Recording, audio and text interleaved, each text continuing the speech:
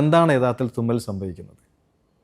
ഒരു തുമ്മലിന് മുന്നോടിയായി നമ്മുടെ എയർവേ വാൽവ് അടഞ്ഞൊരു ക്ലോസ്ഡ് ചേംബറായി മാറുന്നു. നമ്മൾ നെഞ്ചുകൂടിനുള്ളിലെ പ്രഷർ സാധാരണ നമ്മൾ ശ്വാസം വലിക്കുമ്പോഴുള്ള മർദ്ദത്തേക്കാൾ 25 മടങ്ങ് വർദ്ധിക്കുന്നു. ഈ വർദ്ധിച്ച പ്രഷർ ഏകദേശം ഒരു 150 km/h സ്പീഡിൽ വായിലൂടെ പുറത്തോട്ട് പോകുമ്പോഴാണ് തുമ്മലുണ്ടാകുന്നത്. അപ്പോൾ ഈ തുമ്മലിൽ രണ്ട് കാര്യങ്ങളുണ്ട്, രണ്ട് വശങ്ങളുണ്ട്.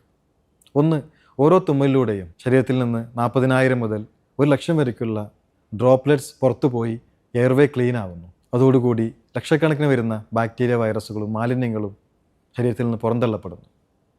എന്നാൽ ഇതിൻ്റെ മറുവശത്ത് ഈ നെഞ്ചുകൂടിനുള്ളിലെ ഈ വർദ്ധിച്ച പ്രഷർ വായിലൂടെ പുറത്ത് പോവാതിരുന്നാൽ, പ്രത്യേകിച്ചും നമ്മൾ തുമ്മലൊതുക്കാൻ വേണ്ടി വായ പൊത്തിപ്പിടിച്ച് തുമ്മുമ്പോൾ മറ്റും ഈ പ്രഷർ മറ്റു ഭാഗത്തോട്ട് വ്യാപിച്ച് ചെവിയിലോട്ട് വ്യാപിച്ച് ഇയർ ഡ്രം ഡാമേജ് ആവുക, അല്ലെങ്കിൽ മേലോട്ട് വ്യാപിച്ച് കണ്ണിൻ്റെയും തലച്ചോറിലെയും രക്തക്കുഴൽ പൊട്ടി ബ്രെയിൻ ഇഞ്ചുറി വരെ സംഭവിക്കാവുന്ന അപകടമായേക്കാം. തുമ്മയിന് ശേഷം ദൈവത്തെ സ്തുതിക്കുന്നതിന്, അൽഹംദുലില്ലാഹ് എന്ന് പറയുന്നതിന് രണ്ടർത്ഥങ്ങളുണ്ട്. ഒന്ന്, അതുവഴി ശരീരത്തിൽ നിന്ന് ലക്ഷക്കണക്കിന് രോഗാണുക്കൾ പുറന്തള്ളപ്പെട്ട് എയർവേ ക്ലീനാവുന്നു എന്നുള്ളതും, മറുവശത്ത് തുമ്മൽ കൊണ്ട് സംഭവിക്കാവുന്ന അപകടത്തിൽ നിന്ന് നമ്മൾ രക്ഷപ്പെട്ടു എന്നുള്ളതുകൊണ്ട്.